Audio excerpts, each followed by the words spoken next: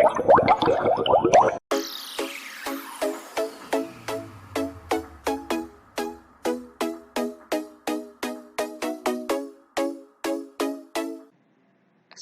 warahmatullahi wabarakatuh. Saya Gina Fauziah dari Universitas Muhammadiyah, jurusan Teknik Informatika, Fakultas Teknik. Di sini saya akan menjelaskan sedikit tentang konsep dan prinsip analisis RPL atau rekayasa perangkat lunak. Analisis kebutuhan perangkat lunak adalah langkah awal untuk menentukan gambaran perangkat yang akan dihasilkan ketika pengembang melaksanakan sebuah proyek pembuatan perangkat lunak. Kemudian analisa kebutuhan. Analisa kebutuhan adalah suatu proses untuk mendapatkan informasi, mode, spesifikasi tentang perangkat lunak yang diinginkan klien atau pengguna.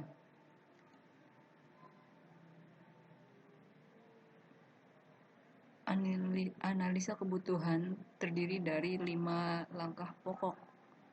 Yang pertama yaitu identifikasi masalah, kemudian evaluasi dan sintesis, kemudian pemodelan, lalu spesifikasi, dan yang terakhir review. Lalu apa sih tujuan analisis kebutuhan? Tujuan analisis kebutuhan yaitu yang pertama untuk mengelola hasil elistasi kebutuhan untuk menghasilkan dokumen spesifikasi kebutuhan yang isi keseluruhannya sesuai dengan apa yang diinginkan pengguna.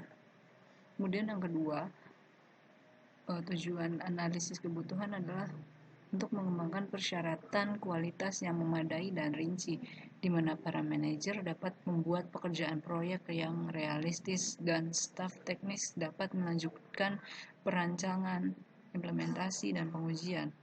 Kemudian yang ketiga adalah untuk membangun pemahaman tentang karakteristik ranah permasalahan dan sekumpulan kebutuhan untuk menemukan solusi. Lalu tahap analisis kebutuhan. Tahap pengumpulan kebutuhan dari semua elemen sistem perangkat lunak yang akan dibangun. Pada tahap ini dibentuk spesifikasi kebutuhan perangkat lunak. Fungsi perangkat lunak yang dibutuhkan, performansi atau unjuk kerja sistem perangkat lunak, penjadwalan proyek, identifikasi sumber daya atau manusia, perangkat keras dan perangkat lunak yang dibutuhkan, dan taksiran biaya pengembangan perangkat lunak. Lalu beberapa tahapannya yaitu yang pertama ada domain understanding. Dalam tahap ini, perekayasa kebutuhan perangkat lunak harus mengetahui bagaimana organisasi perusahaan beroperasi dan apa yang menjadi permasalahan pada sistem yang sedang berjalan pada saat ini. Kemudian ada requirement collection. Pada tahap ini merupakan tahapan pengumpulan kebutuhan sistem yang akan dibangun.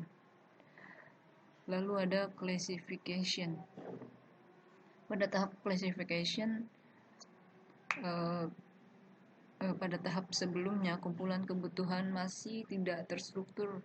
Untuk itu kebutuhan yang saling berkaitan dikelompokkan baik menurut kelas penggunaannya maupun jenis kebutuhannya.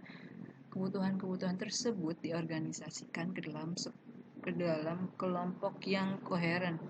Perekayasa perlu memisahkan antara kebutuhan dan keinginan dari pengguna. Kemudian yang kelima yaitu yang keempat yaitu conflict resolution. Pada tahap ini adalah menemukan dan menyelesaikan kebutuhan yang di dalamnya terdapat konflik. Dan kemudian prioritization.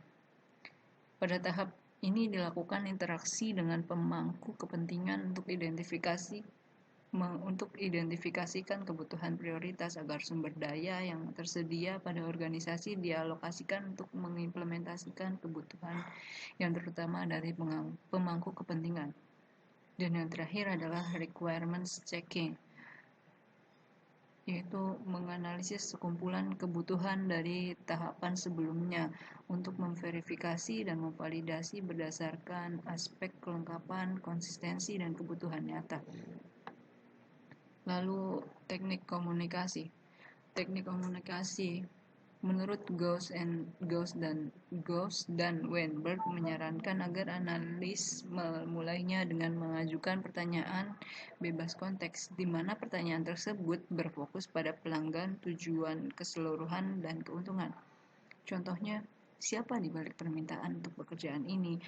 Apa keuntungan ekonomi dari pemecahan yang berhasil? Dari contoh tersebut, kita lihat bahwa di sini pertanyaannya berfokus pada pelanggan dan keseluruhan, tujuan keseluruhan dan keuntungannya. Lalu teknik komunikasi adalah rangkaian pertanyaan berikutnya memungkinkan analis mendapatkan pemahaman yang lebih baik mengenai masalah dan pelanggan untuk menyatakan persepsinya terhadap suatu pemecahan. Contohnya, masalah apakah yang akan diselesaikan oleh pemecahan ini?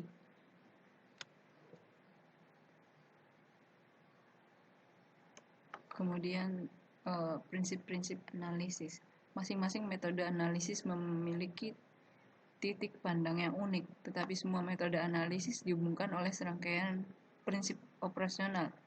Prinsip operasional tersebut adalah yaitu domain informasi dari suatu masalah harus direpresentasikan dan dipahami. Kemudian yang kedua, fungsi-fungsi yang akan dilakukan oleh perangkat lunak harus didefinisikan. Lalu yang ketiga, tingkah laku perangkat lunak atau sebagai suatu urutan kejadian eksternal harus diwakilkan. Lalu model-model yang menggambarkan informasi, fungsi, dan tingkah laku yang harus dipecah-pecah dalam suatu cara yang membongkar suatu detail dalam bentuk lapisan. Proses analisis harus bergerak dari informasi dasar ke detail implementasi. Prinsip analisis operasional mengharuskan membangun model fungsi dan tingkah laku. Model fungsi dan tingkah laku yaitu perangkat lunak mentransformasi informasi dan untuk melakukan perangkat lunak harus melakukan paling tidak 3 fungsi genetik, yaitu input, pemrosesan, dan output. Lalu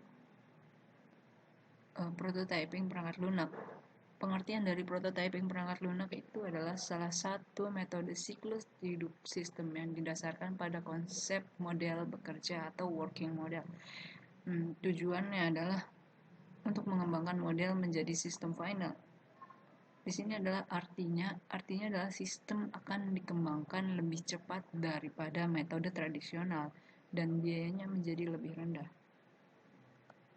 Kemudian spesifikasi software yang dibutuhkan. Yang pertama, mampu memisahkan kemampuan dari implementasi, kemudian mengembangkan suatu model menyangkut perihal yang diinginkan dari suatu masalah, lalu menetapkan konteks di mana software beroperasi, kemudian mampu menggambarkan lingkungan di mana sistem beroperasi, lalu dapat menciptakan suatu model teori dibanding suatu implementasi atau desain model. Spesifikasi adalah suatu model abstrak dari suatu sistem real.